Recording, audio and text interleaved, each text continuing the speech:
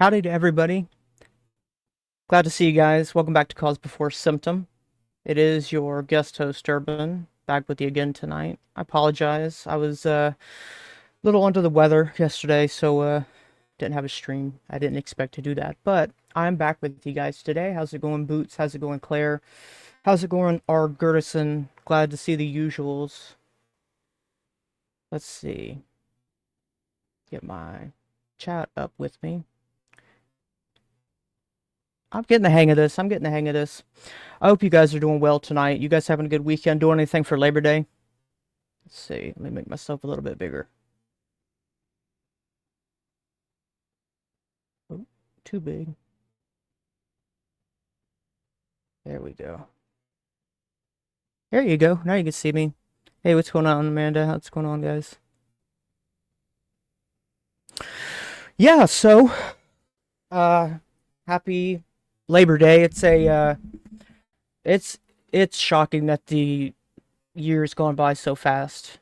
My birthday snuck up on me. My birthday was August 4th, but snuck up on me. I didn't even after 21 you don't pay any attention to it. But yeah, I've been oh yeah, that's what's going on. It's Labor Day on Monday. Labor Day. Um I mean everyone has fun for Labor Day. They do fireworks all over. I don't know where I think James told me that the majority of the people who watch this show are on the East Coast. I'm in Ohio, I'm on the East Coast. But he's on the West Coast, and the time's like 3 hours different. And so I stay up late because when he does the show, he's doing it at 9 p.m. and I'm doing it at midnight. So, uh, but what I was looking into recently was a book that was discussing the history of central banking and Federal Reserve Bank and stuff like that. And I found a very interesting video, watched a few minutes of it, and I thought I would watch it with you guys because it seemed to be a very well done video. It's only about 30 minutes long. And then I might uh, go with some of the articles that I've done on Eustace Mullins. Eustace Mullins was the guy who wrote like one of the original expose books on the Federal Reserve. He also did a book on the City of London connection to the Federal Reserve, and I think he's passed away now. But he was really big in that section. He was one of the early greats. But I thought it would be interesting because this goes over some of the connections to the Bank of England and how that all ties into kind of what was going on before um, what we see today. There were, let's see, the Federal Reserve Bank was the third federal bank of the United States because we had, you'll see, you'll see this when we go through the video, but the first bank was quickly abolished. The second bank was the one that Andrew Jackson famously put down, and then the Federal Reserve Bank is the third, United States federal bank, but it's not federal whatsoever. So y'all know that, but this goes into some of the lead up to it. So I thought that would be interesting to share with you guys. It's called How Central Banking Ruined This World. And I couldn't have said it better myself at all. So let's see. Boom, there we go. Mute that, then I'll make myself smaller. I can shrink myself. I mean, I guess when people like a lot of professional streamers or whatever, they have all kinds of buttons set up that will do this for you, but I have to do it all manually by myself, so gotta give me a second. But yeah, let's get it started. Usury, the act of lending money with interest. It's nothing new. It's been around whether deemed legal or illegal, moral or immoral, for centuries. Nowadays, it's the backbone of the worldwide economy. An average person might not see anything wrong with such a state of affairs. As a matter of fact, most people There we go. participate in it without even considering its roots. They just think of it as a tool, a means of getting a loan or a mortgage, getting a new car, new house. Most people also will go for their entire lives cursing their circumstances, their savings being devalued, there being less and less work opportunities, life being made harder by obnoxious taxes, recessions happening every 15 Glad to see years. y'all. Glad Little you're do joining they me tonight. know that someone is responsible for such a state of affairs. All these individuals responsible have a place in history. They have worked to bring about the Oh, exact set of circumstances that we I get curse bigger. There we go. nowadays through our financial conquest of the world through usury. But how would usury itself, a pretty narrow concept, manage to be the vehicle for a small group of people to achieve world domination? Well, that's the point of this video. Look how it actually happened. Actually, you know what? Forget about it. In the interest of not getting struck down, this video is just conspiracy theories. That's the book right there. Well, that's one book. There's a few people who have written about this, but it's called a History of Central Banking, and there's quite a history to it. In his video is false and made up. What I'm And going yes, to this is do- all false and made up. None of this is real. Obviously, a conspiracy theory. This guy, I watched a few of his other videos. This is the best part. In some of his other videos, I don't know, it might be this one, I can't remember.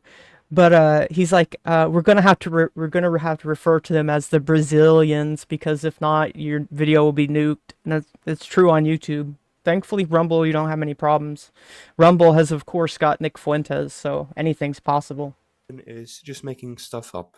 And also, another important thing. Yes, I'm gonna be Boots, thank calling you. the ethnic and religious group most responsible and known for usury and money. Yeah, here it is. It is. Brazilians. Here it is. Because of course you can't call them by their real name and not have your video removed. Can't call I them mean, by if their real anything, name. It just proves my point. But whatever.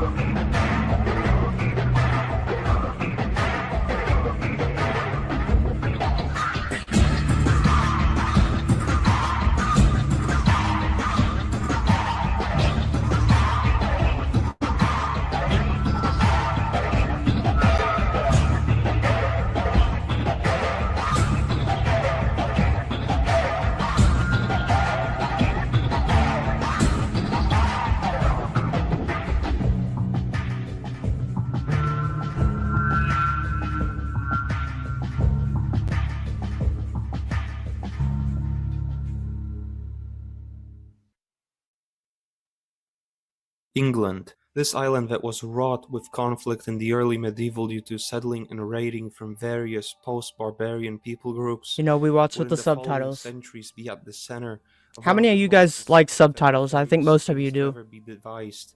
But for now, let's focus on how it even came to be. The first monetary system to be constituted entirely within the structures and hierarchies of England and not be dependent on a foreign power like the case of Roman coinage would be created by King Offa that ruled the Kingdom of Mercia in the 8th century. It would go on to be a system based on silver coinage on the account of gold being scarce in the region. One notable thing the king did was he prohibited usury, a I did decision too. that his successor would expand on throughout the 10th and 11th centuries, culminating in Edward the Confessor decreeing that any usurer be banished for life. But why did many European rulers, I meant to say especially in this. the medieval The little intro segment. The intro was pretty good, but one thing they don't talk much about, you never hear this, is the story with James Garfield, who was probably most unknown presidents that we've ever had. I'm bad with years. He was president right in the probably 1870s, 1880s, tail end of the 19th century. He was assassinated, and people hardly ever think of him when they think of presidents who were assassinated. Of course, it was the same script every single time. It was a crazy they have been using the same formula all these years. They get a crazy, let's see, Lee Harvey Oswald. They had John Wilkes Booth, Pierre Guiteau, I think was the guy who shot Garfield. All of these people, same profile. They are rejects of society. They're down on their luck. They've been made crazy. Might have been his vice president was the guy with the sideburns. Probably the most forgotten president we've ever had, Chester Arthur. Most people have never heard of him, and it's because, as a matter of fact, there's a weird story with Chester Arthur. He may, 50% chance, may have been secretly born in Canada, and before he died, this is the reason he's so unknown. Before he died, he literally burned all of his personal documents. So there's literally no information on who he ever was. So my guess is exactly what it looks like. Have some guy assassinate, because James Garfield was well liked, and he was a very smart person. He was the president who could write with both hands. He was left, and he could do left and right hand. And I think he could do one language in one hand and one language in another. But he was fairly well liked. He was going to had said stuff about the bank, and I'm curious. I might find the answer in a minute. But said something about the bank, gets assassinated. Then this obscure guy who was the way that they described Chester Arthur was that he was a corrupt politician for the most part. But as soon as he became president, he shocked everybody, and he was not as corrupt as they thought he would be. So that's his story. So have some crazy guy assassinate the president, and then have this obscure puppet step in, and then have him destroy all the evidence. He probably destroyed all the evidence of it before he died. So this happened before, guys. Same things happened before. Period. Despise usury. Well, one thing is that when you're a monarch trying to consolidate power in your hands, you don't want any aspiring opposition that also wants that power, whether it's the landed nobility seeking to tear you down, or in this case, a growing merchant class. Money knows no morality and no borders, and as history is about to show, these financiers that sprung up from the mercantile class would go on to, in the most clandestine and slimy ways, use that money to bind many to their credit and secure power. This happened because money was, just like it is nowadays, a shortcut to power, and most of the medieval royalty saw these usurers as trying to cheat the system by trying to access power through money without having any heritage, any familial bonds or history with their domains they were expanding into. They were unlawful invaders. Keen medieval rulers saw these moneylenders as dirty players and a genuine threat to security. Another thing was how the Christian church would also take a stance against usury, rooted in the tradition of the greatest European thinkers like Seneca or Aristotle, who claimed that the act of taking interest from money is unnatural and vile. The church would generally abide by these rules in its early years, but it would still participate in a hard-to-define gray area by, for example, investing into a business or individual and binding that person lawfully to pay out a dividend back to the church officials, and as a result collecting returns that can't really be called interest, but act very much like it, with periodic payments of a sum higher in value than at first invested. Apart from this, the church would for a long time fight usury and recognize the threat it posed to political stability, inspiring many medieval rulers to abide by this doctrine. The first mass arrival of moneylenders in England happened coincidentally with the entrance of Brazilians into the country. I cannot possibly fathom a connection being made between the two, but alas, one thing that has to be noted is the fact of how after the defeat of King Harold II by William the Conqueror in 1066, the victorious Norman king invited the Brazilians to move from their Norman domain into newly conquered England, and for the first time in centuries allowed usury to be practiced on the island. Sorry, I was found an article because I was curious on the whole assassination of Garfield, and I'll show it to you shortly. Island under his own protection. The sources, however limited, we could possibly, maybe just could deduce that he might have received funding from said moneylenders for his campaign, and in return allowed them to expand their financial operation into England. The Brazilians, for the next centuries, would go on to be under constant royal protection, seeking safety under the wings of the monarch, presumably in you guys with me here? Financial favors, or even thanks for the follow on Kick. Straight up financial dependency of the crown. The Brazilians. Money. Just remember that, guys. Underestimate how dependent the Brazilians from the usurers the new Norman aristocracy was, as it was seen for the longest time as a foreign entity by the native English commoners and nobility alike. As a matter of fact, the moneylenders in this period would go on to issue loans with interest rates of up to 33% per year on land mortgaged by the nobles and up to 300% per year on tools with the laborers. Within just over a century since their arrival, they have managed to assume ownership of around 1/4 of all English lands. By his death in the late 12th century, Aaron of Lincoln, a financier, was supposedly the wealthiest man in England on the basis of his liquid assets, trumping that was a good one. King Henry II.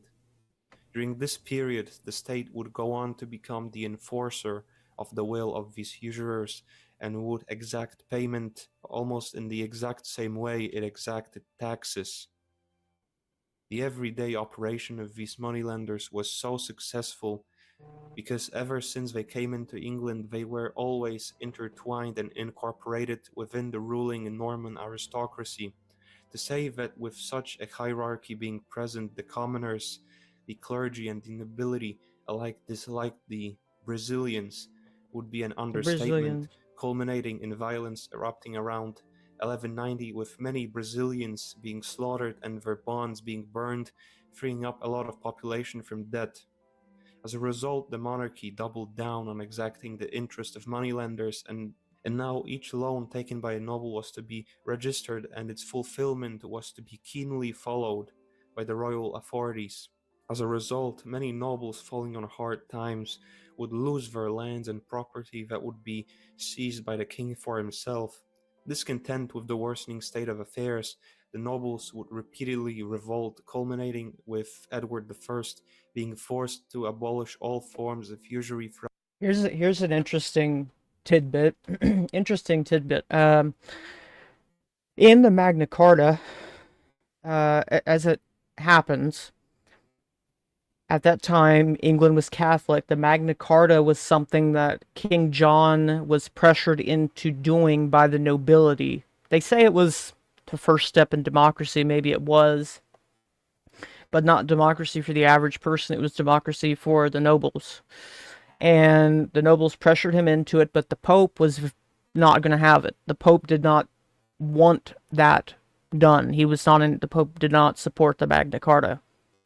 And essentially, the Pope at the time, put pressure on King John, and King John signed a contract with the Pope that said, if I enter back into this agreement, all of England becomes papal church, church land owned by the church. And him having, so he hadn't signed the Magna Carta yet. The nobles wanted him to sign Magna Carta. He was holding off because the Pope did not want him to do it. He signed it, and so the Pope, having signed that agreement, arguably has right to the land of England, and nobody knows about it. Apparently it was done in the background. It's very possible. I know I kind of butchered that at the end, but I'll recap. The nobles wanted King John to sign the Magna Carta. The Pope said no, so they had to force King John into doing it. King John had agreed not to sign the charter to the Pope. If he did, all of England would go to the Pope. He signed the charter. Arguably, England went to the Pope. About the 13th century and compelling the Brazilian population of 16,511 to leave England forever. It would be just one of the very numerous expulsions of the Brazilians throughout European history and would also by complete coincidence usher in the age of prosperity in England. From the 13th century onwards, England experienced what we could call a golden age, as not only was Thanks for there the no follow. state debt, but the taxes were moderate, pay was decent, and as a result of the many laborers having more free time, with up to 180 days in the year being holidays, we saw the construction of some of Europe's greatest cathedrals. It is said that the living standard of 15th century England would only be surpassed in the 19th century. Unfortunately, with a more strained political situation and complacency from the crown, such a state of affairs would not last, and a blatant disregard to the lessons learned in the past would cause the island nation to spiral and commit the mistake, the consequences of which we can still see to this very day. But let's not get too ahead of ourselves. It's the year 1492 and the English are still enjoying a period of relative prosperity, and this year a very notable population of Spanish Brazilians and Maranos, that being Brazilians that converted to Christianity voluntarily or by force, but still practiced their religion in secret, would be banished from Spain.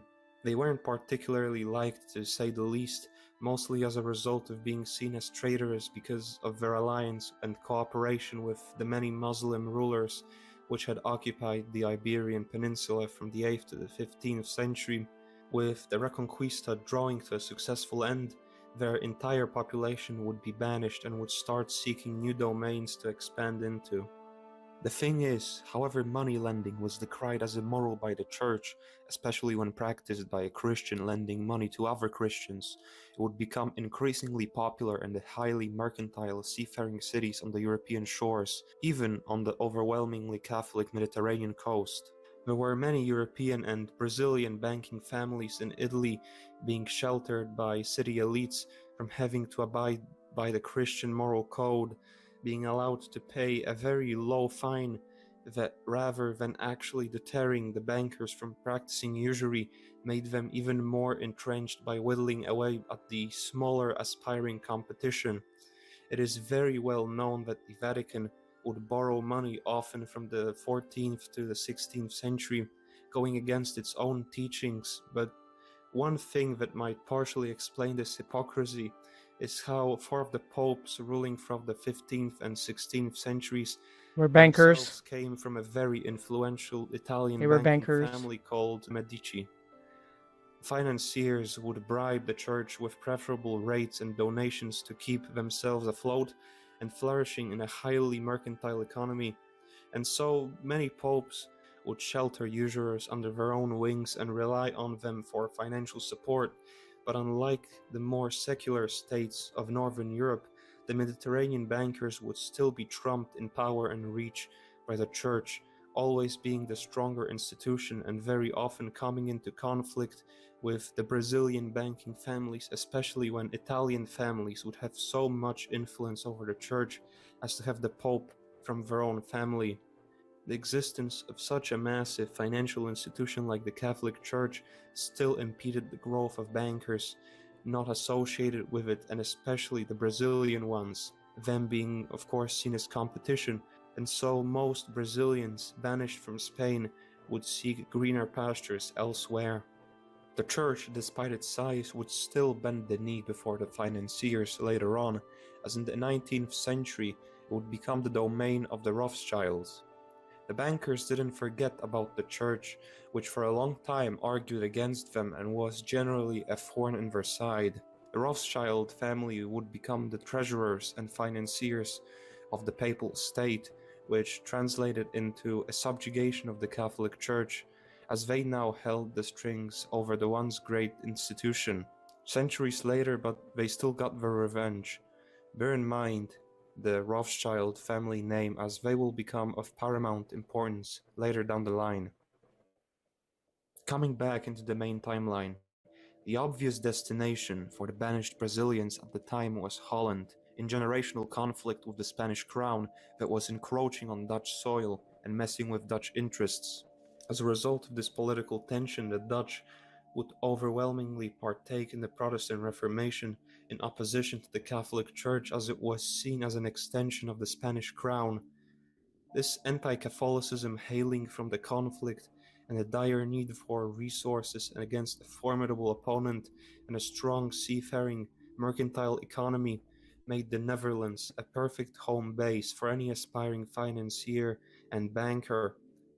Open economies like the Netherlands at the time were very reliant on foreign imports to fuel growth, so they ended up very I think it's funny, like when you go and you look at modern history, for instance, maybe for some other people it's different, but for me, one of the more obscure times in the historical timeline is the 1600s, so, the 17th century.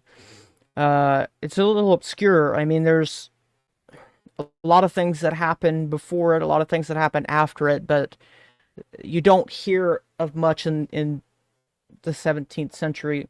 And I think it's funny when you hear, people talking about it, referencing it. They're like, nobody knows why this was what they did, or nobody knows why they did this random thing. It's like, once you understand that there's definitely a lot going on in the background, you can only guess, so to an extent they're right, but you can only guess, but you can make educated guesses as to what was really going on in the background. And if you're trained well, you can start to pick up, breadcrumbs. It's interesting. easy to subdue, with that being an easy task of monopolizing the right to issue credit to the people importing said goods by creating private banks, which is what the Brazilians did and still do best. During the 16th and 17th centuries, the Netherlands would enjoy an economic golden age, with the Iberian Brazilians bringing huge amounts of capital into the country. Within a few generations, usury and banking would flourish and would dominate the Dutch economy for the next few centuries, with the most influential and wealthy people in the whole Netherlands being the aforementioned Moneylenders. The Netherlands would go on to become for the longest time a base of operations for these Brazilian financiers trying to expand. How many of you, like, how many of the people watching, it doesn't matter where you're watching, how many of you guys are into history or study history? If you don't, it's okay. I'm just curious. What I am really kind of eager to do is, now that I've kind of, Substack is doing well, my YouTube channel is doing well, this Rumble channel is doing well, I really want to start taking advantage of it by just polling. Something on YouTube that you can do is you can do channel posts, and you can do polls, or you can do quizzes or whatever. And it's a great advantage if you have, even 1,000 people, 2,000, 3,000 people. Which of these four things do you think is best? Or just to get a temperature, or get a gauge, a pulse on your viewership. Yeah, that's good. I'm definitely down that. I'm with you on that 100%. I just asked because I was sitting here thinking, when I was young, when I was like 13, 14, 15, I was really into history. Like, what I would do is I would just ask a question. I would go on Wikipedia, go on, find something, but then you just fall down a rabbit hole. Just literally what you start clicking into Wikipedia, and before you know it, 2 hours have gone by and you're like 50 entries in. And I would watch a lot of the historical shows, on TV. Some of them good, some of them better. For instance, like The Tudors, which was a Showtime, I think it was Showtime. Brilliant, absolutely brilliant series. It was like a probably one of the um, biggest series of that time on TV. It was like 2006, 2007, I think. But I was really immersed in it. So, the idea of history, like, it was something that I knew about. And fast forward to today, looking at all of this stuff, it's a little nice having a generalized bit of history knowledge. Yeah, Claire, that's perfectly fair. I'm with you 100%. What I have what I have learned to do, my method, it's not foolproof. For instance, I definitely get into revisionist history, which means like alternate history. I think it's good to hear different viewpoints. But the trivium method, I don't know how many of you have heard of the trivium method. The first step is grammar.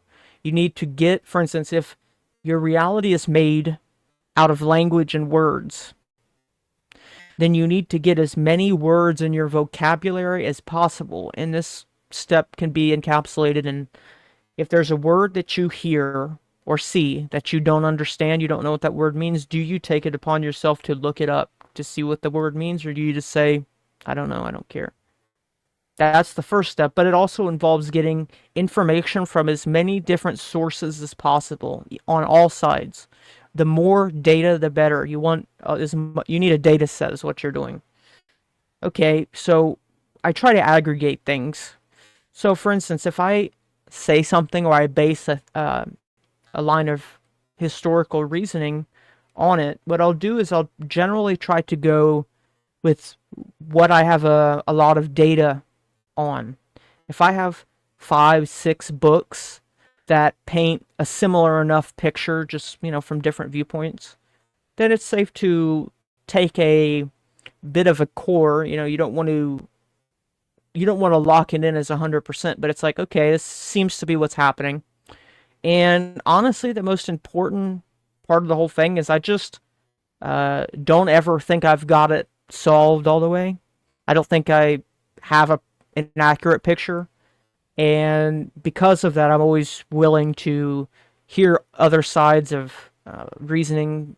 Maybe this happened. Well, and what about this?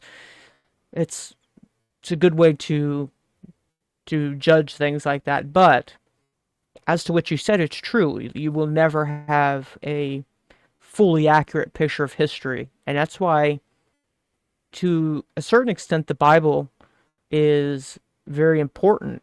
And one of the things that I've thought for a long time, I'm going to get to that, Boots. One of the things I thought for a long time was, do Christians or anyone practicing faith, do they have an obligation to at least, like, I don't mean obsessively compulsively study history, but do they have an obligation to at least, I don't know, question or look or learn where their own faith came from and what the basic history of their faith is? And I didn't know the answer, and I eventually came to and this is my thinking, I think so. I do, and I've actually heard it in this analogy of the two witnesses. So there are two witnesses in the Bible, and the idea is that the Bible and Scripture, God's Word, is one, but the second is history. And it's only when you have the two, that's why there's two. There's not one witness, there's two. You need two, the duality. So if you want to look at the Bible by itself, well, okay, maybe it's just a fairy tale. But if you look at history by itself, why are all these crazy things happening in history?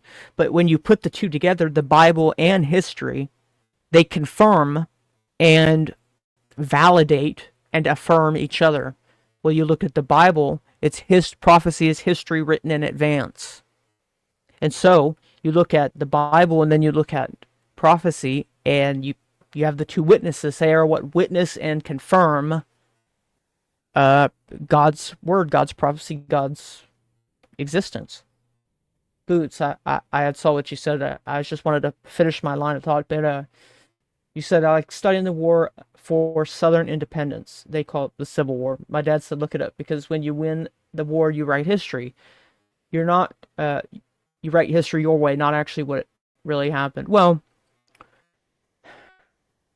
honestly, at this point, the way you describe it, the idea of it's just something that you were taught by your dad, that's a big part of it, because you got to remember, history was passed down orally for the longest time.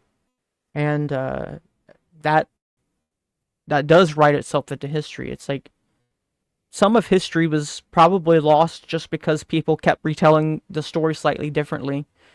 But Yes, I mean, I obviously you know who I am, but uh, I believe there's definitely some deliberate obfuscation with history. Um, Absolutely, you're right. Uh, History is written by the victors. So, and their influence, and in this case, they had set their eyes on England.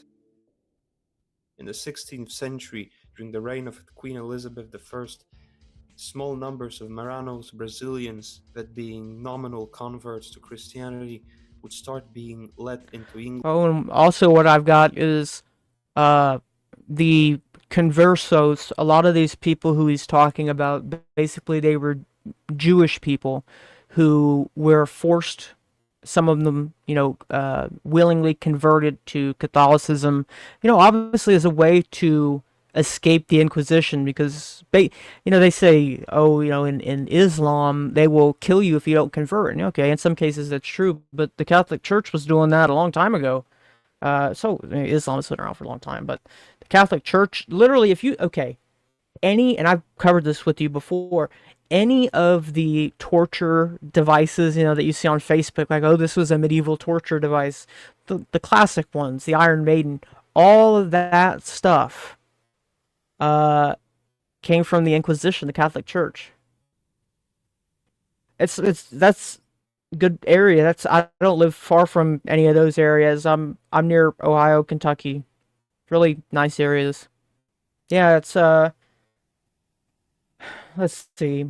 The cities are okay. Since Cincinnati is the closest city to me, there are some bad parts of Cincinnati, don't get me wrong. Once you go into the college areas, it's okay. Some of the places down there are cool. If you go to the river, the Ohio River, it's nice. Kentucky, it's got nice stuff. Newport's nice. But there are some scenic parts of Cincinnati, that part of Ohio, Kentucky. Those are beautiful areas.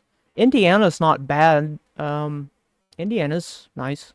That time frame Fresh air out in Indiana. rapidly growing financial dependency of European rulers on money lent to them by said usurers, with interest rates on loans to the crown or treasury exceeding 20 and 30% per year, and 60 to 80% with loans given to poor workmen, despite the legal limit at the time being only 6% per year. Their entrance into England would also mark the humble beginnings of fractional reserve banking, that being a system where the bank would provide receipts, that being bills of exchange of any form, without covering the full sum of all the money owed to their clients with reserve capital, increasing efficiency and profits, but making the system highly unstable and often fraudulent.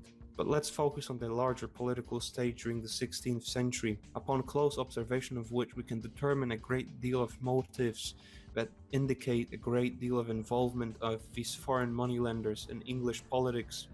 First of all, in 1534, the Church of England was established as an independent entity from the Catholic Church, marking the first crack in English religious unity.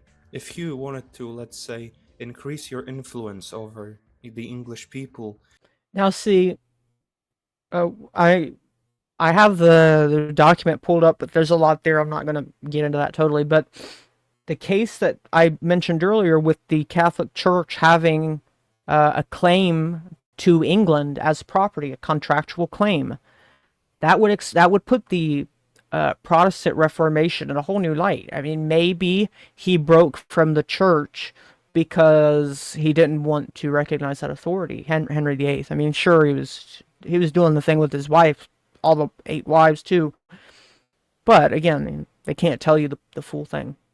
you could possibly exploit this newfound division within the church to, under the guise of a religious war, seize the control of the government by picking or creating a side to the conflict and make. And I'm sorry that I keep pausing. I know that's annoying, but I am of the belief now, and this is a really kind of a recent thing that I recognized. I am of the belief that if you want to understand what a potential civil war would look like in our modern day and age, it's going to be a religious war, which particularly the American Civil War was not. I know people are gonna correct me on that, but not like I'm thinking of. I think that the next civil war, should it happen, will be much like the English Civil War back in the 1600s. I think that's what a modern civil war would look like. And so that's what's got me kind of interested in this part of history, because the English Civil War was a religious war, but you have all this banking stuff going on in the background. Making that side entirely dependent on your funding, and in return they will do your bidding. That's exactly what happened in 17th century England when the flames of religious Right disunity here. were fanned with Puritans being agitated against the Anglicans.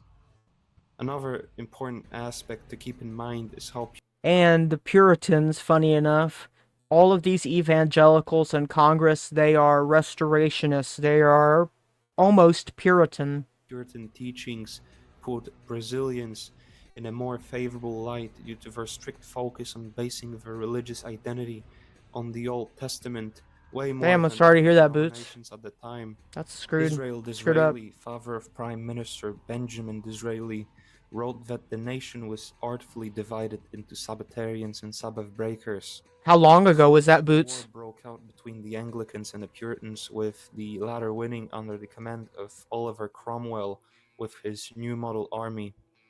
Cromwell was known as someone, and I quote, particularly well disposed towards the Brazilians, end quote. So With he liked the whom he had very Brazilians. frequent dealings. Cromwell, because of his strained relationship with the Assembly, had to rely on funding from goldsmiths. It is noted that the influence of I'm sorry, I'm not trying to do this, but how many of you guys have ever seen the movie? It's called Cromwell, and it was about the English Civil War. Now, this was a movie back in the 80s, I think. And of course, the movie was much better than anything they could make today because it was made a while back, but it was a great, brilliant movie. the Moneylenders in funding Cromwell's military operation, with names such as Manasseh ben Israel and Fernandes Carvajal having petitioned for the entrance of Brazilians into England and directly arranged financial favors. Cromwell's connection to moneylenders is undeniable, as a letter from him to Ebenezer Pratt, a financier living in Germany, shows how much of what he did was only possible due to the financial support from the Brazilians.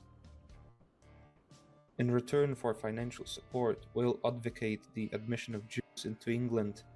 This, however, impossible while Charles still living. Charles cannot be executed without trial, adequate grounds for which do not at present exist. Therefore advise that Charles be assassinated, but will have nothing to do with arrangements for procuring an assassin, though willing to help him in his escape. He would go on to purge the House of Commons in order to make a vote condemning the King Charles to death, and when no English lawyer was ready to draw charges against the king, he enlisted the help of a Dutch lawyer called Isaac Dorislaus. Regicide having taken place, Charles II, the executed king's son, would be the last monarch to issue banknotes entirely within his own right, as he passed two acts that would set in motion one of the most profoundly important transfers of wealth and power in human history. Firstly, in 1663, the Act for the Encouragement of Trade, which allowed exporting of all foreign coin or bullion of gold or silver free of interdict, regulation, or duties of any kind. This meant that foreigners could now accumulate wealth with gold and silver outside of England itself. That meant a transfer of wealth outside the jurisdiction of the Crown and the possibility of creating banks completely independent of the English state. The second act was passed in 1666, called the Act for the Encouragement of Coinage. It gave private individuals, in this case bankers, the right to mint coins within the institutions of the Royal Mint, which allowed these financiers to collect seigneurage, that being profit coming from the difference. Funny enough, 1666 was a very interesting year. Talk about the obscure 1600s. A lot of things happened in 1666. They also passed the CSTQV Trust, I think that's how you say it, but it has to do with this idea that basically all unclaimed property, if there was property that was unclaimed, they would assume after so much time that the person who held the property was lost at sea, missing, dead, lost at sea. And then they would obviously put the property into a trust. Between the production cost of minting a coin and the perceived market value of that coin, which is usually higher than the production cost, and which in turn allows to take profit from introducing coins to the market. This basically surrendered the control over the money Oh wow, that's supply crazy. to said moneylenders, meaning that they could deflate and inflate the currency to their liking. But let's not get too ahead of ourselves. At the dawn of the 17th century, the previously mentioned Charles II had a brother, James II, who would rule for barely 3 years as a result of being overthrown by a Dutch prince, William of Orange. At this point in history, the fact of the Netherlands' role as a base of operations for moneylenders wanting to expand their domain becomes very apparent. What doesn't help their case is how John Churchill, the Duke of Marlborough in James II's Marlboro. service, Yeah. deserted him after Wonder if receiving is this the cigarette guy? It very well could be. a bribe from a Dutch merchant. So Oh, and another interesting thing I found out about James II. So James II, as a matter of fact, he was. It's called the Glorious Revolution. I'm not quite sure. Basically, James II, left. Where did he go? He went to the College of Clement, which was a Jesuit university. And according to the Encyclopedia of Freemasonry, it was at the College of Clement, the Jesuit college, where James II had devised plans for a Scottish rite of Freemasonry to be set up to restore the Stuart Scottish line to the throne of England. And so, at the top, the Scottish Rite, a lot of that doctrine was written by Jesuits at the College of Clement for James II. Yeah, most history. Um, there's got to be enough truth mixed in to make it make sense, to make logical sense enough for people to bite. But obviously, some of their tactics are, for instance, they will take and they will mix in one very well placed, deliberate falsehood into an otherwise true scenario, but that falsehood is designed to basically perfectly misdirect somebody. So you'll make them go right when they should have gone left.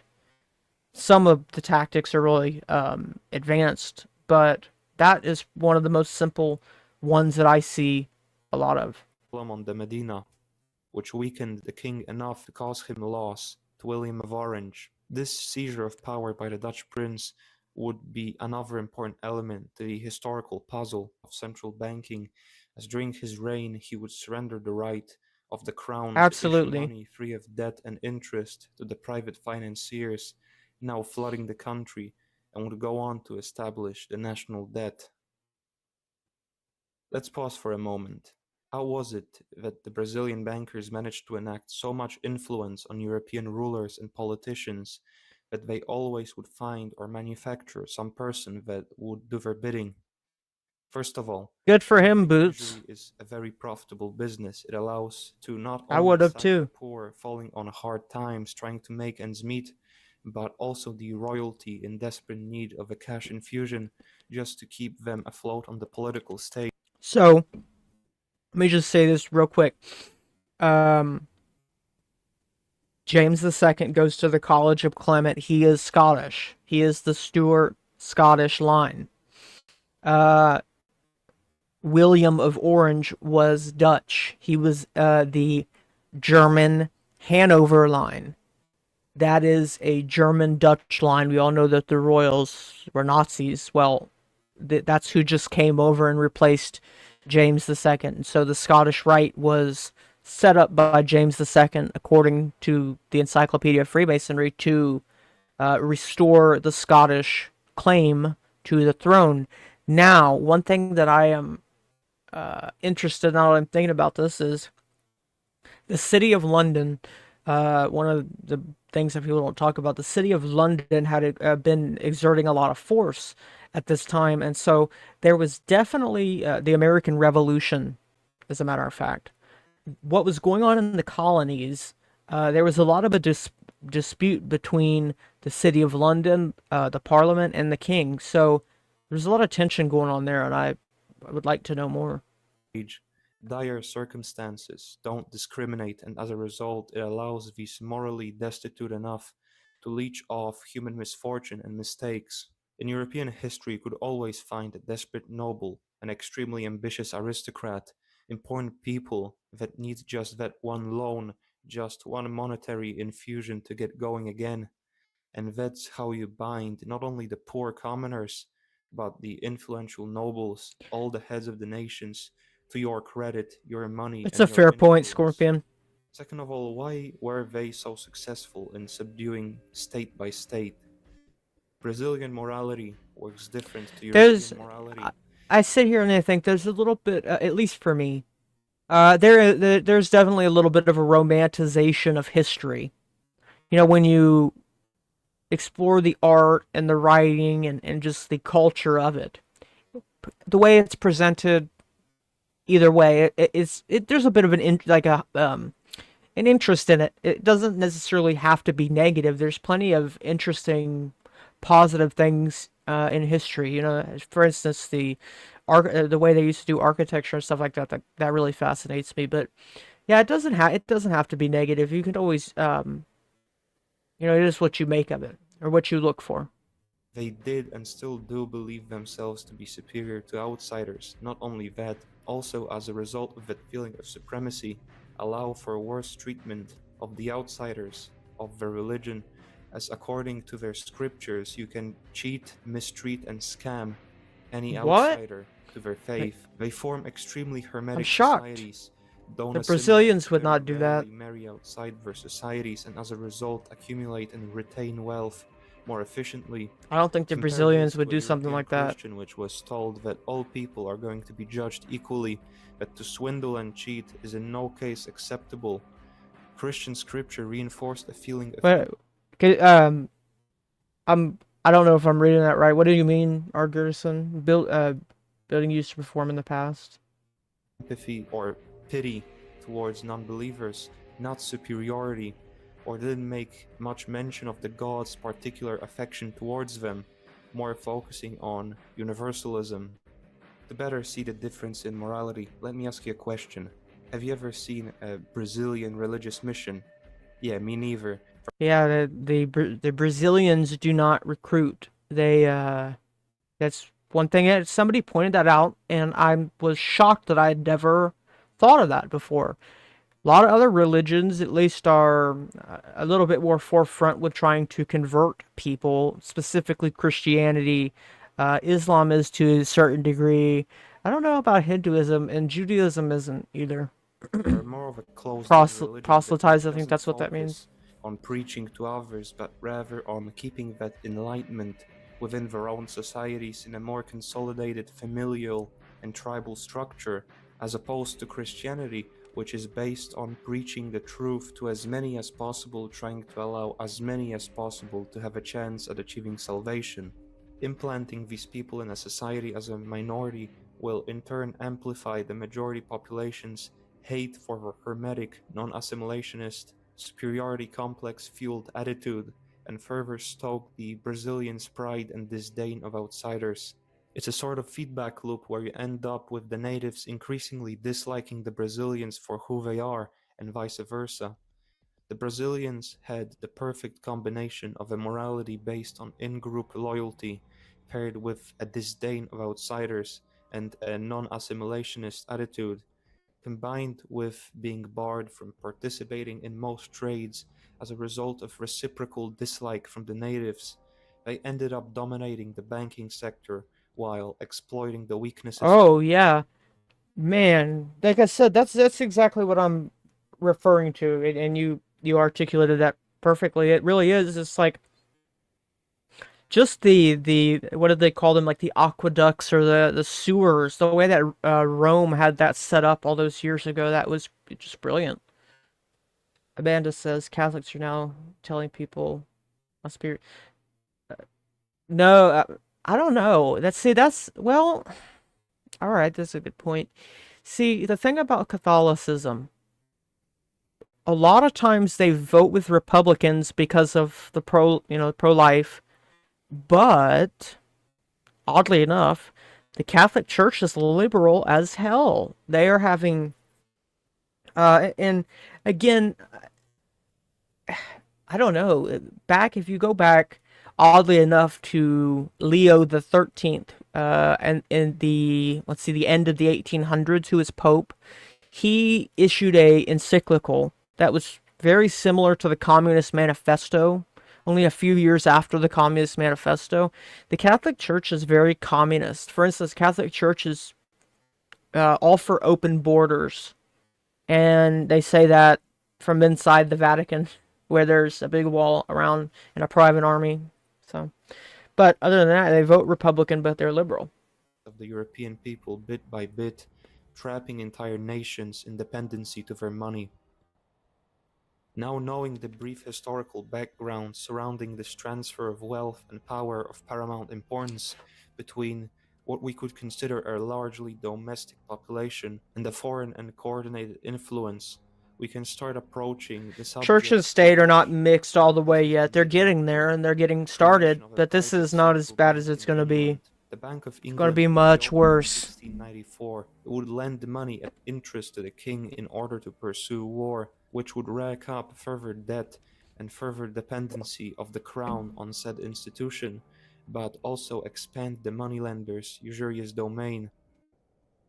Key to understanding the nefarious nature of the establishment of the Bank of England is analyzing the very bill that was passed that made the bank operational was itself passed with only 42 members being present in the House of Commons out of the total 514.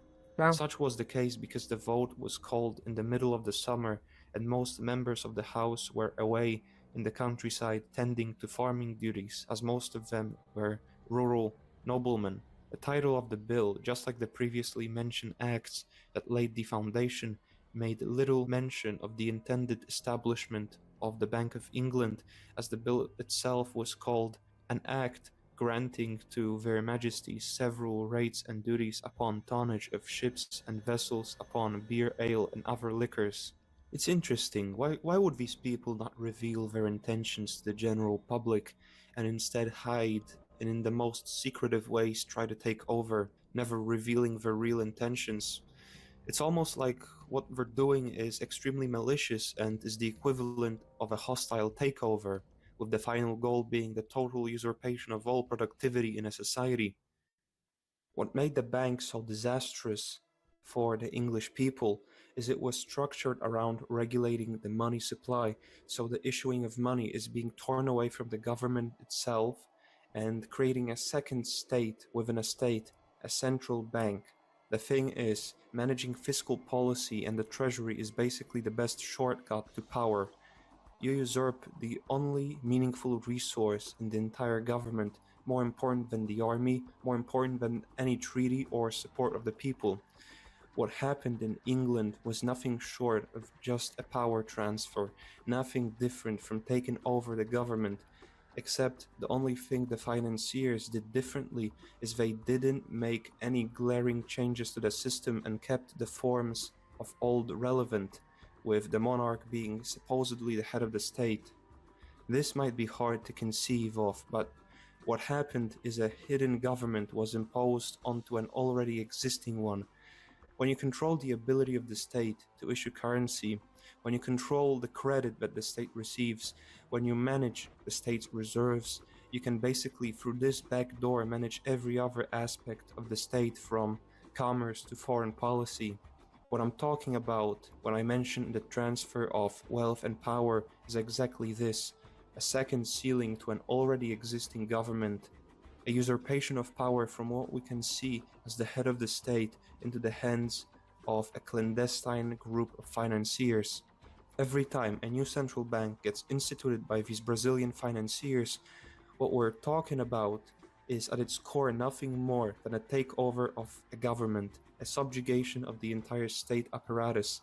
It is an invasion, but with the difference that it doesn't instantly remove all signs of the old regime, it doesn't depose of old forms of the government, but rather stealthily implants itself into it.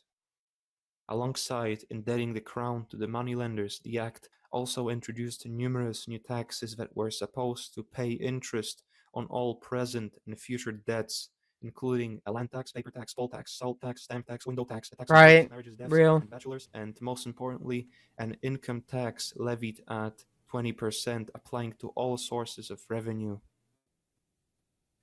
But what was the real purpose of a bank like this? As a matter of fact, what is the purpose of any other central bank modeled after the Bank of England present today?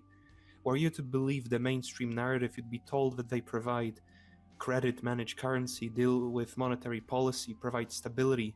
But wait, provide stability. Up to this point, they've been only inciting wars and manipulating markets. Why would the state surrender its right to issue currency free of debt and interest? Wouldn't that make for a more flexible fiscal policy? Why does issuing fiat currency carry interest? Why are all of these central banks being instituted by foreigners? It's almost like they're a back door into controlling the government. No, that's crazy. That can be. As a matter of fact, these banks only exist because our ancestors lost the fight with this cabal of financiers. There's no other reason as to why. Only why is that they're chains of dependency. These banks are like watchtowers in a prison. They're monuments to our own subjugation, and when you go through the history of their establishment, they're always instituted through intrigue and force, never merit.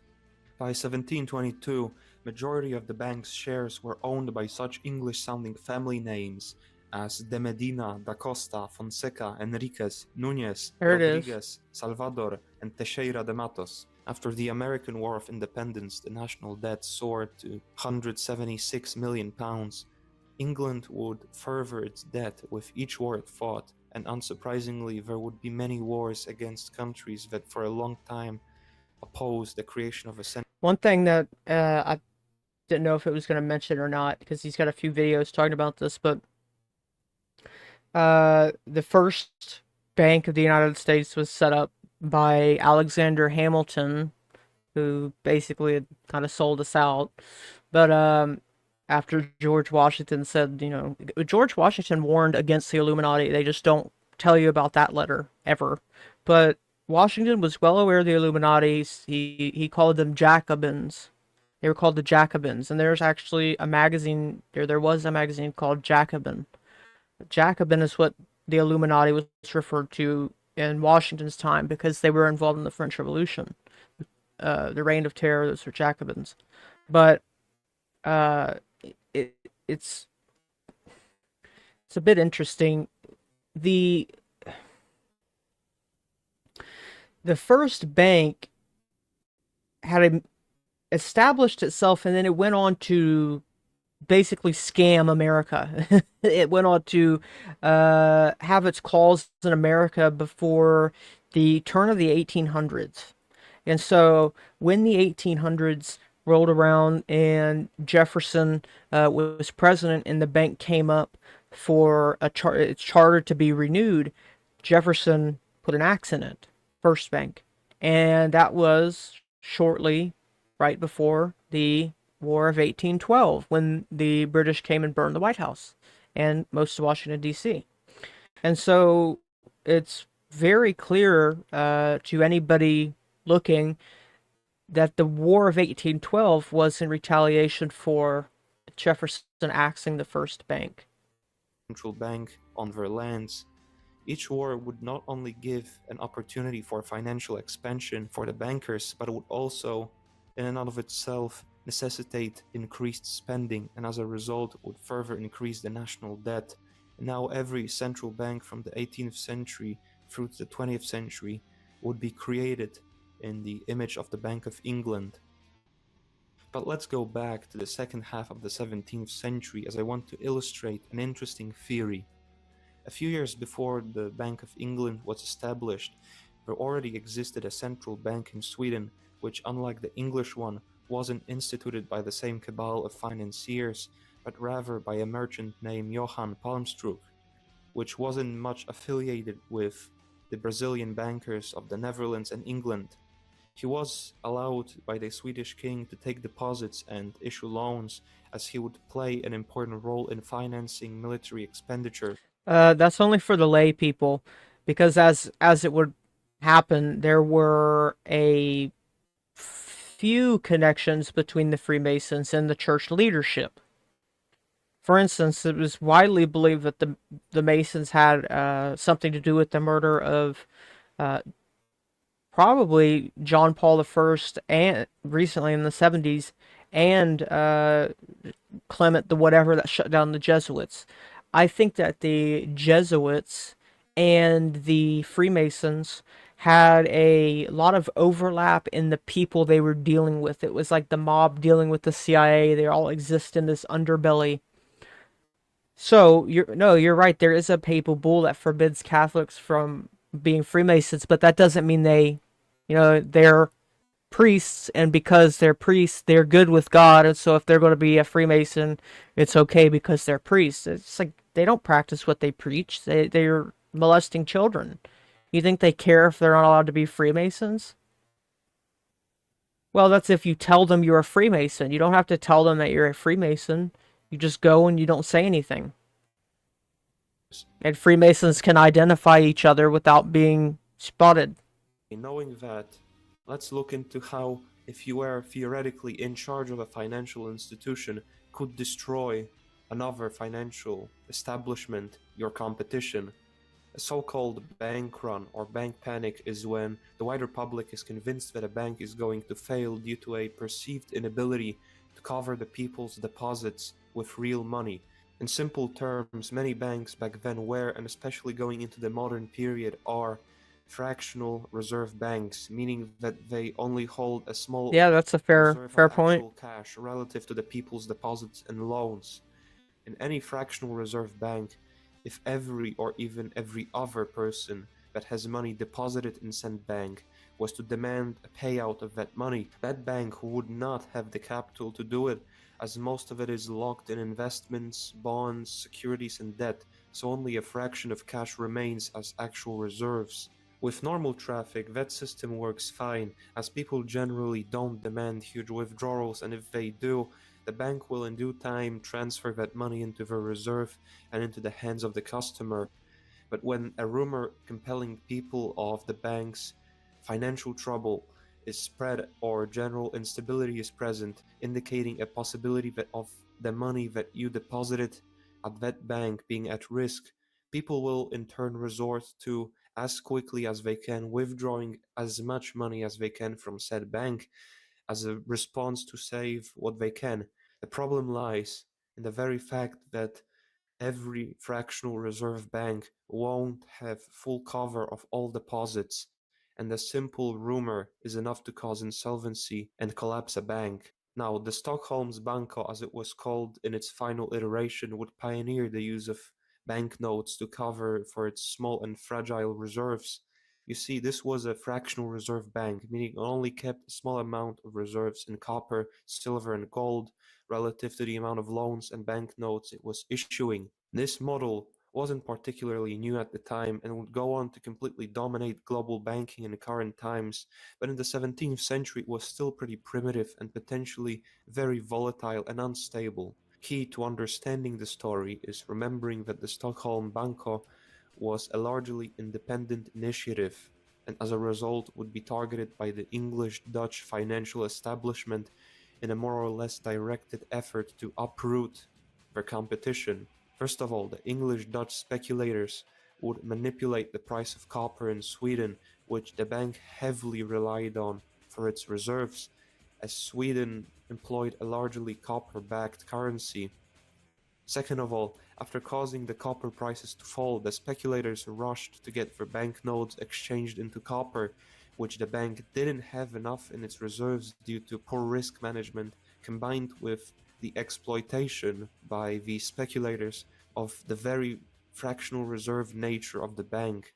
This caused a liquidity crisis when people learned about the insolvency of the bank, and even more worsened the situation by attempting to withdraw all their deposits at once, which even a healthy fractional reserve bank wouldn't be able to do, and especially one being heavily speculated against by an organized force.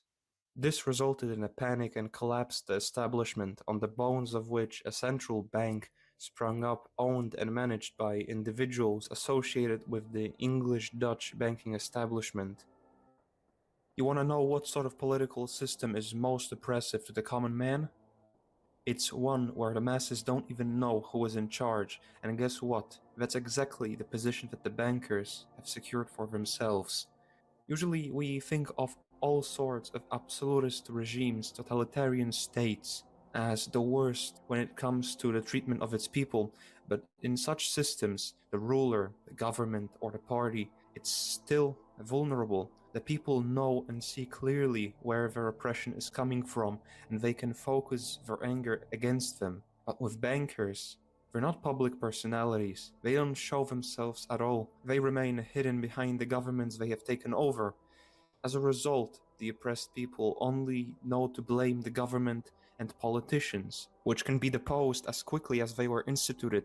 The financiers can just create another government, another monarch, another party. This is the most oppressive form of government, because every bout of dissatisfaction from the masses is focused against a disposable entity and not the real source of suffering and injustice. That's a fair The way to put it. bankers, as a result, can get away with ruining people's livelihoods through recessions, bank runs, inflationary and deflationary spirals, revolutions, wars, supply shocks, pamphleteering, speculation runs. Because in each case, the people will be manipulated into blaming a scapegoat like the government or another country. They're simply untouchable, because how can you fight someone you don't even know exists? With England and Sweden now under the financiers' control, they set their sights on two particular countries, the US and France. Their North American endeavors, which are probably the most relevant ones today, are too complex to just tack onto this video and will be talked about in detail in the second part. But the French episode warrants a look into, as it will set the stage for their future world domination. Going into the 18th century, history of Western Europe was going to witness an ironic sequence of events. Remember the Norman conquest of England, which introduced a large-scale organized usury into England? Well, in a sick twist of fate, the English, or rather the many bankers now holding considerable power over the crown, would try for almost a century to establish a centralized usurious system of banking in France. An interesting turn in the history of European banking is the story of the Royal Bank of France that sprung up after the death of the infamous Sun King, Louis XIV. It was established by a Scotsman called John Law with the permission of the state and became the first ever central bank in France in 1718. The key factor in this scenario is the fact that said bank most likely didn't receive support from the English-Dutch financial establishment and most likely was a largely independent affair, just like the Stockholm's Banco, which also was seen by said banking establishment as... I mean, when you're running a country, can't do that because, all right, let me give you a perfect analogy. If your body stops pumping blood, you will die and your body will rot. It will turn into nothing. Putrefaction. So if a country is not spending money, and money is water in the legal maritime system, but it's being upgraded to air for the internet, but if a country is not spending money and not taking on debts, it's like there's no blood pumping in the body, and so it rots away. Competition. What supports this theory is the fact that merely 2 years later, the bank went under as a result of a panic being spread around about the bank's supposed inability to cover its banknotes with gold, and resulted with people withdrawing their deposits and actually causing insolvency problems. The search for... Yeah, but that's very unpredictable. I mean, all this stuff has to be, like, for instance, that requires the other person to have exactly what you need. And so then you generalize, you say, well, then we won't have that problem if we create a currency. Okay, great. but then we need to have fractional reserve currency so that when people have the bank hold their money, that the bank can make money on that money.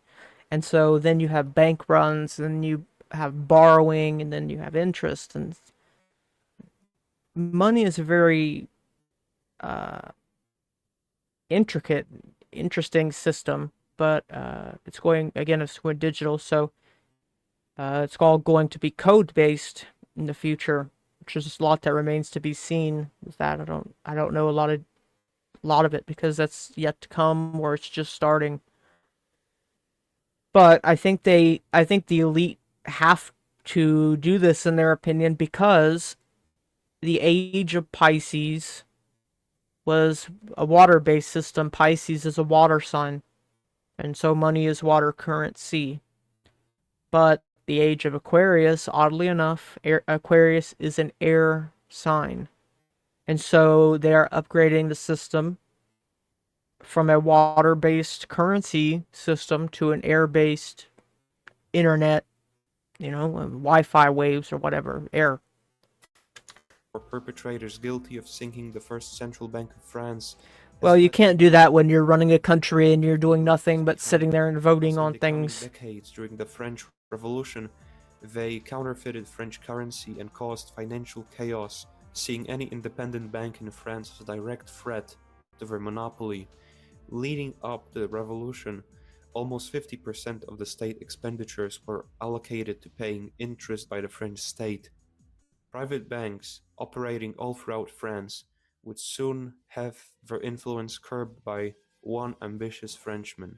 Napoleon was known as a particularly astute political leader who would keenly observe and fight any attempts at instituting a The hand that gives is above the hand that takes. Money has no motherland.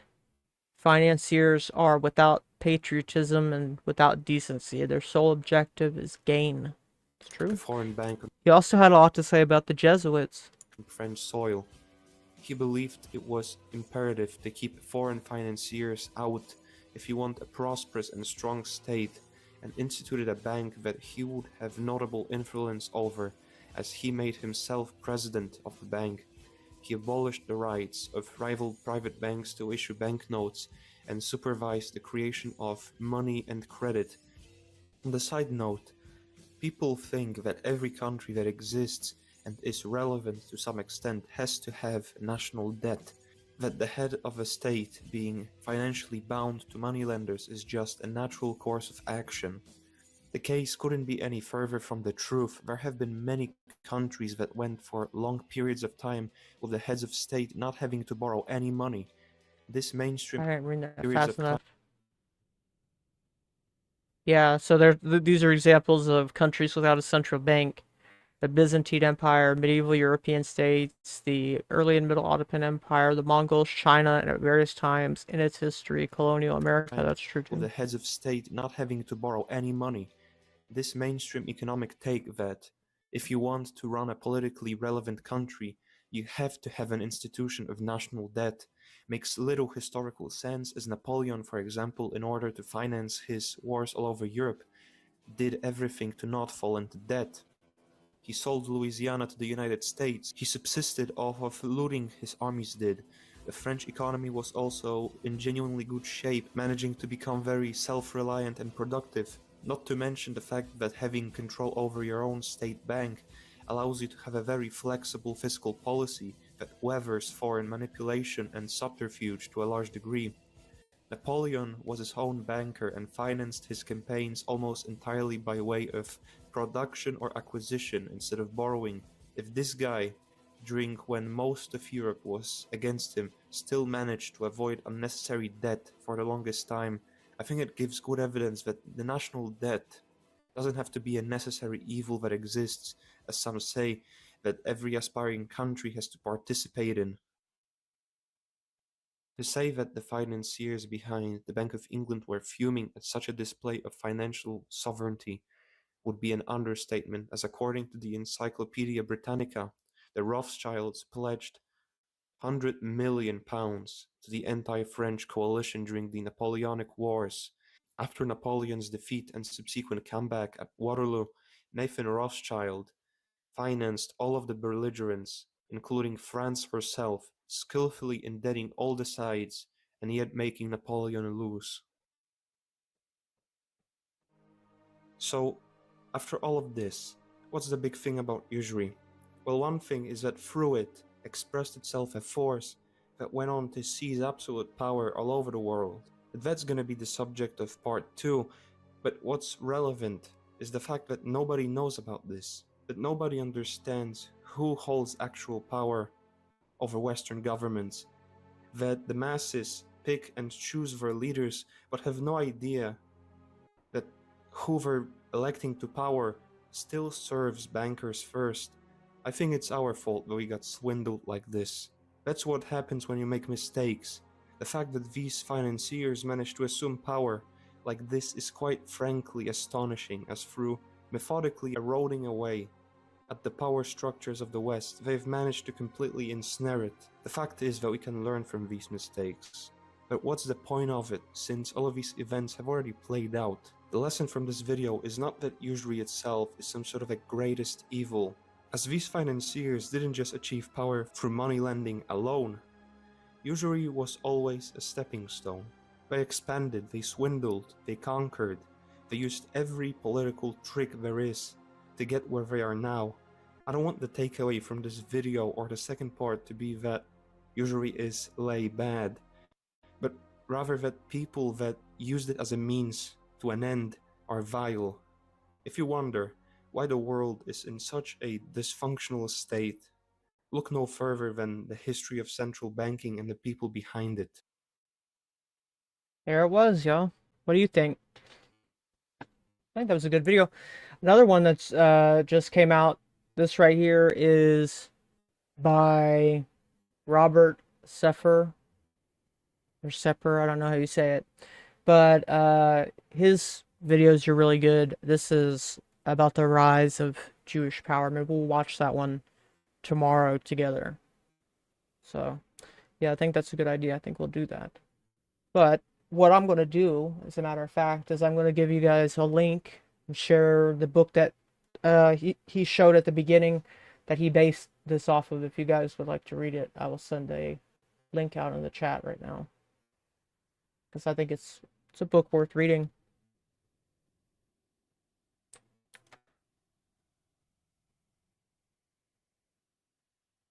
There it went, all of them at once.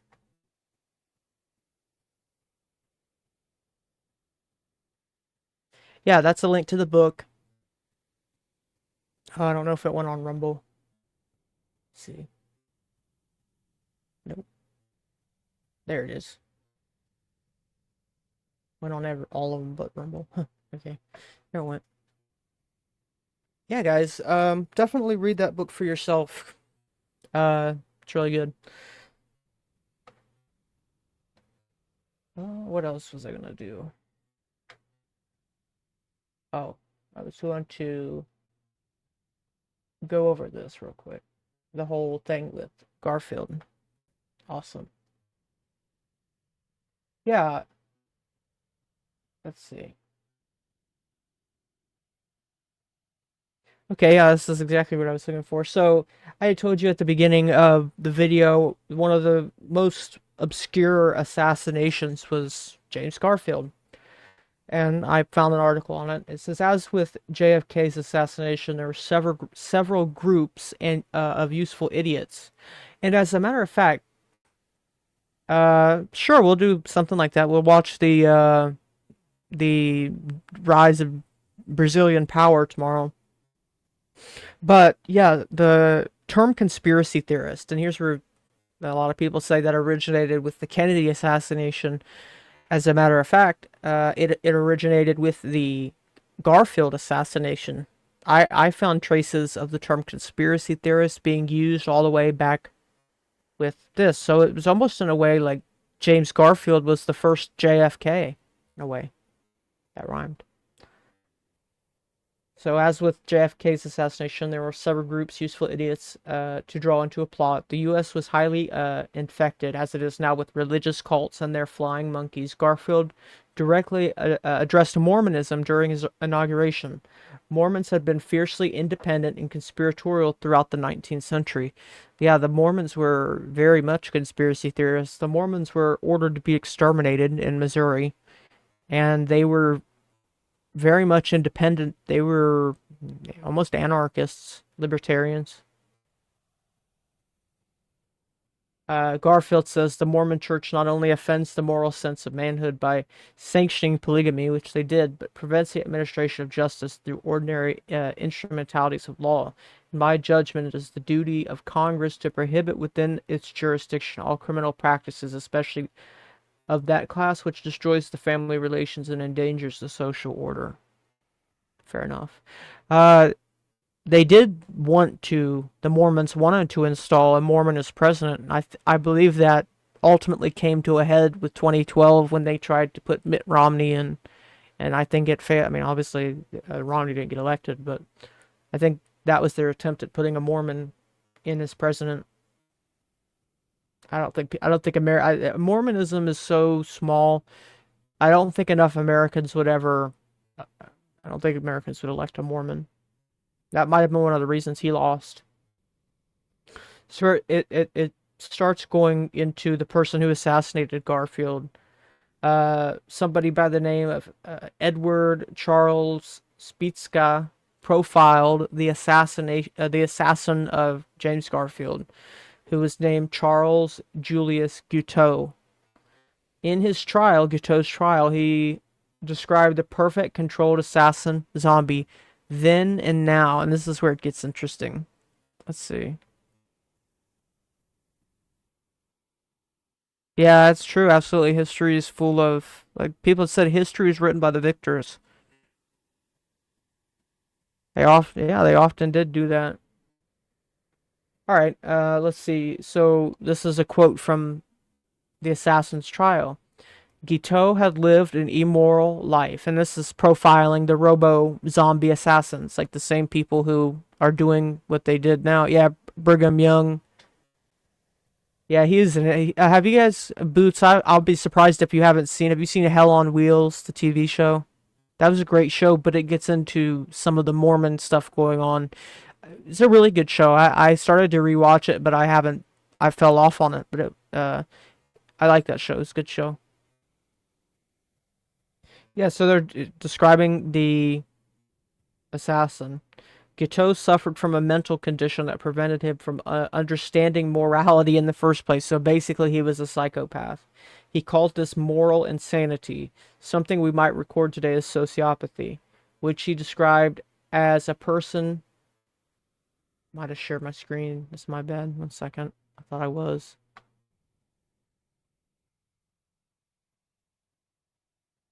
Yeah, there you go.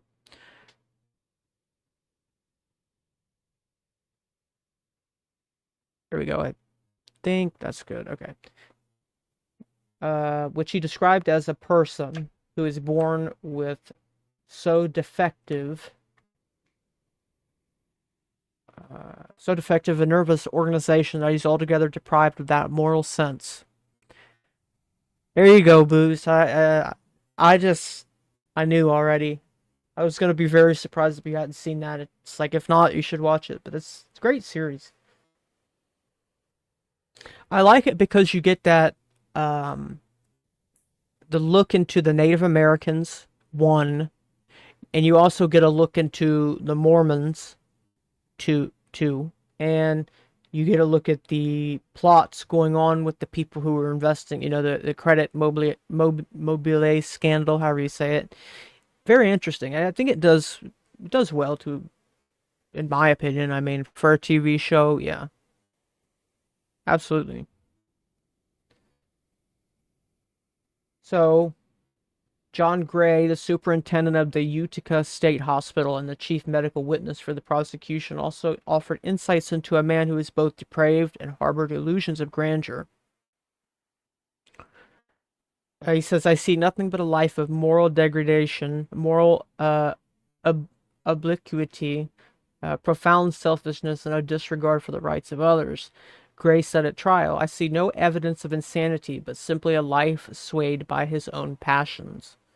Thus, like many other controlled assassins, comes the crazy lone wolf theory. Did they ever pause to ponder theories that insiders could have killed Garfield to protect their own interests? Maybe. Par for the course. Stalwart newspaper, New York Times, immediately ran cover against. And yeah, see, here it is. The conspiracy theory. On July 5th, just 3 days after Garfield was shot, New York Times declared no possible conspiracy. That was quick. Nothing to see here. Move along. Was quick. Guiteau, yeah. Came straight out of the cult world. His mother had died when he was 7. Guiteau was raised by an abusive and erratic father, profoundly religious. His father became a convert to the utopian communalism of John H. Noyes. Young Guiteau was very much impressed with the dark-bearded Noyes, who often called on Charles's father to exchange religious revelations. Eventually, when Guiteau left home, he joined the utopian religious sect, the Oneida community in Oneida, New York. Like the Mormons, this cult practiced polyamorous relationships, so sex magic. Yeah. Yep, hell on wheels. Grant was another interesting character. So, Grant had his problems. And I think that he was a general who came in and was elected president, but then he was filled with a lot of bad people in the background. What they were doing was they had schemes and scams running, and either Grant knew about it or he didn't know about it. What happened was, I do believe that somebody had been caught in a scheme or some type of corruption, and he basically sided with the person and refused to fire that person. So either he was not able to punish the people involved because they were too close to him, or he was in on it. Yeah, I don't know, but Grant was interesting. A lot of very shady stuff went on with Grant because after Grant, I believe it was Rutherford B. Hayes who was elected after, and that was it was the most obscure and the most rigged election in American history. It was the election right after Grant. That was like the height of the federal government corruption. But I don't know. You could make a case either way. He demonstrated, Guiteau, the assassin, demonstrated a lifelong pattern of being a complete authoritarian follower, but this devotion was punctuated later with hostility. He says, I have perfect, entire, and absolute confidence in him, his spiritual leader. Guiteau wrote of his, guru, there it is, before fleeing twice and threatening Noyes with blackmail. Yeah, it sounds like he was in a cult. That's true. Fair enough. Shades of Satanism not to be taken lightly. By 1875, Guiteau's father thought his son had been possessed by Satan. His sister's physician had him declared insane after he threatened her with an axe. Even Noyes, a man who practiced a life of free love polyamorism and preached that Jesus had returned to earth in the year 70 AD, later wrote prosecutors that Guiteau's insanity had always consisted of vicious and irresponsible. So the guru of this cult is calling this guy crazy. Makes sense. Regardless, Guiteau showed ample confidence. He first attempted to launch a religious newspaper called the New York Theocrat, but this failed, and Guiteau was obliged to return to Oneida for a time. He left for good in November of 1866 after a quarrel with Noyes over compensation that Charles felt was due to him. In Chicago, while clerking with a law firm, he married an attractive 16-year-old girl named Annie Bunn, who would testify that she had been much impressed with her husband's piety. She soon began to have second thoughts. However, Guiteau had no money with which to indulge his expensive tastes, and their life together was one long round of sneaking out with the best hotels, being evicted from comfortable boarding houses, and cheating merchants. As the satanic type who made his presence known, Guiteau had to have attracted the attention of crime syndicate boys with a Z. That's true. That's true, Boots. Carpetbaggers. So you would probably be able to answer that question. The carpetbaggers, I know they were the people who they were not wanted. They were seen as lowly. I know that from the name. I've heard the name before, but I can't remember who they were. If they were former Confederates or if they were people who were going to towns they had never been before. Maybe you can tell me what that means fully. Um, but yeah, either way, the boys looking for effective minions. Thus, he entered Republican politics There you go, as a Grant supporter.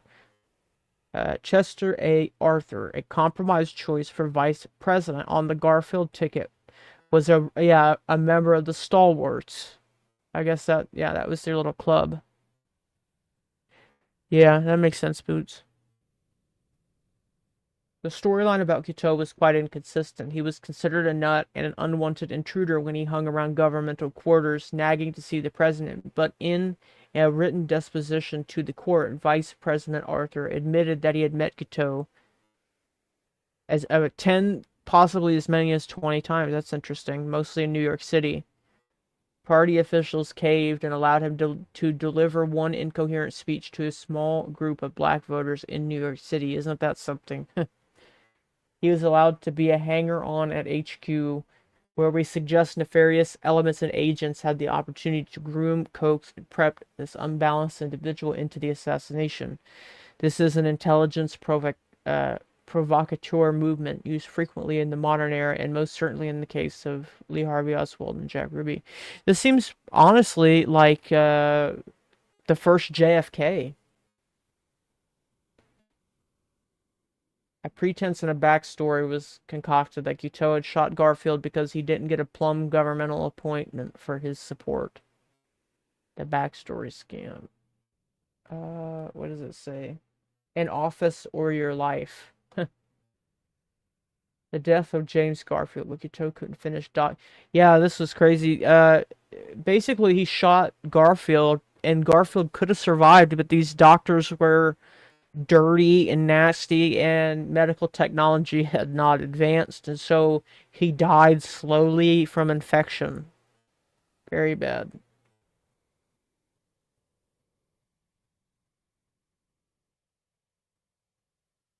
Yeah, and another thing that's interesting is that when this guy assassinated Garfield, he said immediately he exclaimed that Arthur had been made president.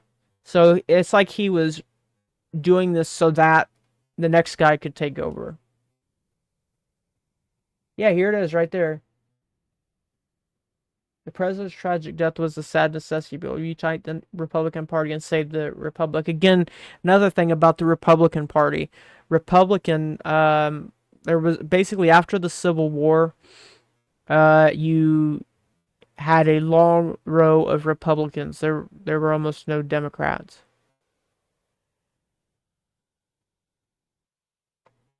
Let's see. Yeah, the assassin told police, I am a stalwart, and Arthur is president of the United States now. Yeah, so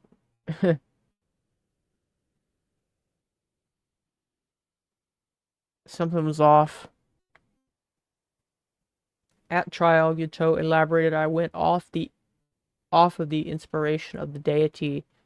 I never would have shot the president on my own personal account. Off of the inspiration of the deity. Okay. Ah, it's an interesting book. The book The Trial of the Assassin Guiteau describes his alleged state. He had no source of income, no lecturing, no books to sell, no bills to collect. He had no family, he had never had any friends. Sounds just like these people. It literally. What are you talking about? Uh, it's literally like the same people that they have today. His clothes shabby enough when he reached Washington, even deteriorating. Even in March, the snow on the ground, he went about without boots or an overcoat. Oh, I don't know. I don't know who you're referring to. Yeah, so this guy was literally like the people that like it's the same formula over and over again.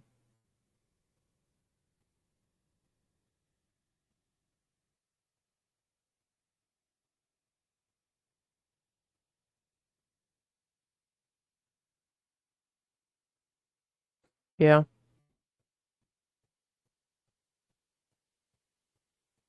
interesting. Is this based on like a real figure, or are you just describing the story? Because I think it might have been based off of a real figure, and I just don't know which one it was.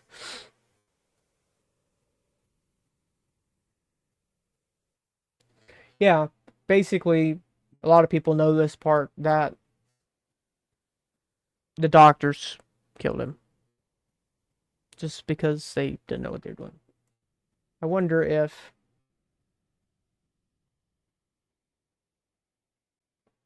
McKinley was also assassinated. Yeah, it says may have in fact been a target of the usual suspects. Yeah, it I would be very surprised if a lot of the stuff going on in the background wasn't to do with banking, because conveniently, all of the presidents who've ever been assassinated have been very, they have done important things in the banking of the country. Oh, yeah, that makes sense. Yep, absolutely. Yeah, the Civil War is very interesting. I've seen a lot of good points for the whole Jesuit involvement, but I've also heard good points for, as always, there are a lot of people, players in the game.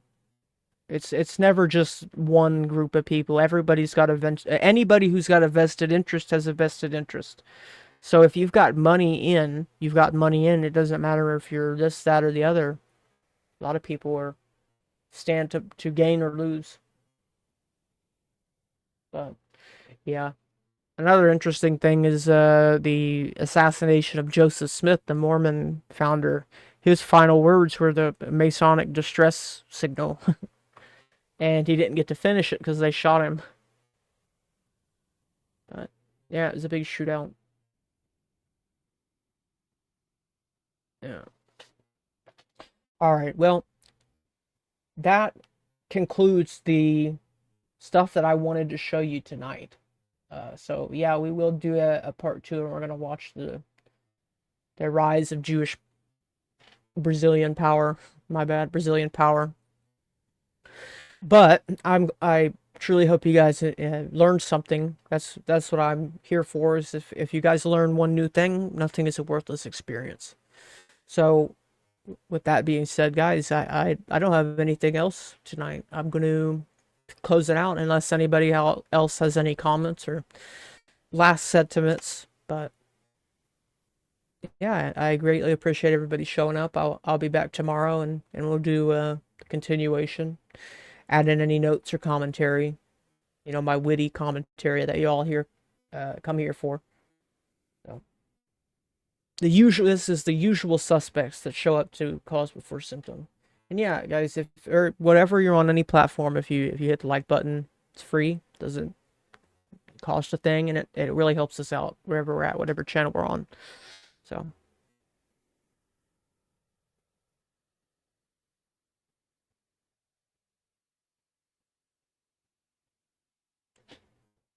yeah, absolutely.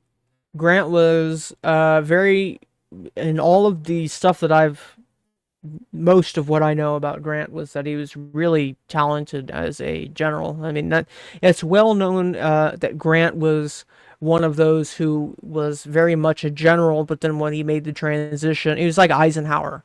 Eisenhower was another one like that. When he made the transition into the presidency, as a matter of fact, Eisenhower also was very he basically did what the establishment wanted because he didn't have much of a footing in the establishment. He had a war background. Same with Grant, and again all the corruption going on in the background. He was a general, and when he came in to become president, he really was out of his element. So makes sense. But, ladies and gentlemen, I've been your esteemed guest host tonight. I hope you all have a wonderful rest of your night. Absolutely. And it really is. It is the good generals that make history. Almost every war has got them. You got Joan of Arc back in the Hundred Years' War. Really, I didn't know that. Absolutely interesting. Yeah. The good and the bad and the ugly. I always think of that. Because, there's, like, that movie's a very long movie. The good and the bad and the ugly. That's a good, they call it the Dollars trilogy because there's three, but the stories are slightly different, but they're all kind of based on, it's like they're the westerns, but it's like Clint Eastwood plays the same character. Thanks, check it out, buddy. But yeah, Clint Eastwood plays the same character in all three of them basically, but the stories are slightly different. But it goes on during the Civil War, and that's part of that movie, The Good and the Bad, the Ugly, is taking place during the Civil War. All right, guys, I appreciate it.